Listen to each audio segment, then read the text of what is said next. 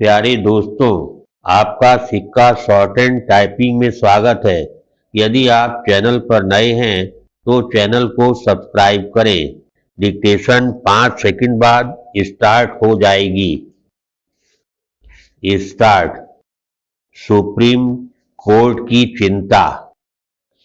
Supreme court ने यह टिप्पणी करके अपनी अप्रसन्नता प्रकट करने के साथ न्यायपालिका की एक और विसंगति की ओर ही संकेत किया कि सेवानिवृत्ति से ठीक पहले न्यायाधीशों का अनेक आदेश पारित करना अंतिम ओवर में छक्के मारने जैसा है, लेकिन केवल इतने से समस्या का समाधान होने वाला नहीं है।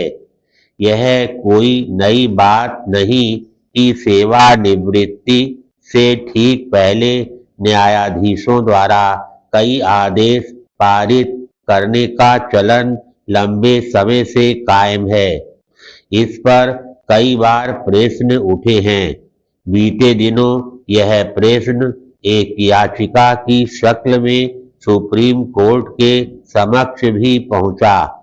हालांकि सुप्रीम कोर्ट ने याचिकाकर्ता को हाई कोर्ट जाने का आदेश दिया, लेकिन प्रश्न ये है कि उसने जिस प्रवृत्ति की ओर चिंता जताई उसका समाधान निकाला जाएगा या नहीं। इसका औचित्य नहीं कि न्यायपालिका की विसंगतियों पर चिंता तो जताई जाए, लेकिन उनका समाधान ना निकाला जाए। यह एक तथ्य है कि न्यायपालिका में वैसे सुधार नहीं हो रहे हैं जैसे अनिवार्य हो गए हैं। जो छोटे मोटे सुधार हो भी रहे हैं वे मूल समस्याओं का समाधान नहीं कर पा रहे हैं। सुगम तरीके से और समय पर न्याय मिलना पहले की ही तरह कठिन बना हुआ है। लंबित मुकदमों का बोझ भी कम होता नहीं दिख रहा है। उच्चतर न्यायपालिका के न्यायाधीशों की नियुक्ति की प्रक्रिया को लेकर उठे सवालों का भी कोई समाधान नहीं निकल रहा है। पैराग्राफ।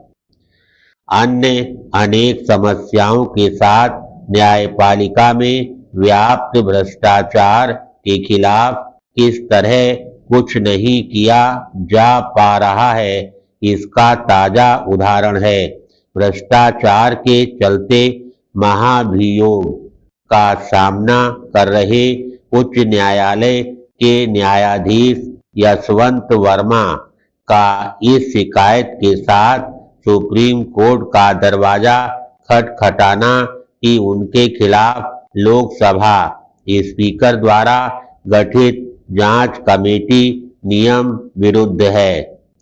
इस शिकायत से जुड़ी याचिका पर सुनवाई करते हुए सुप्रीम कोर्ट ने लोकसभा और राज्यसभा के महासचिव से जवाब भी मांग लिया। इस याचिका पर अंतिम निर्णय जो भी हो, इसकी अनदेखी नहीं की जा सकती कि वह गंभीर आरोपों से घिरने के बाद भी अपने पद पर बने हुए हैं। हाल फिलहाल उनके मामले का निपटारा होने के कोई आसार नहीं। यह ध्यान रहे कि कदाचार के आरोपों से घिरे उच्चतर न्यायपालिका के न्यायाधीशों को महाभियोग के जरिए ही हटाया जा सकता है और अभी तक किसी जज के मामले में वह सफल नहीं हो सका है। इसका यह मतलब नहीं कि न्यायाधीशों पर भ्रष्टाचार के जो आरोप लगे उनमें कोई सत्यता नहीं थी।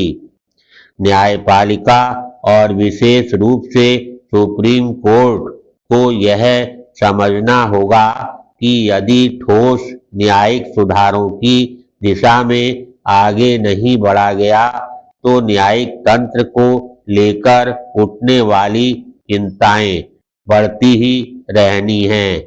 धन्यवाद।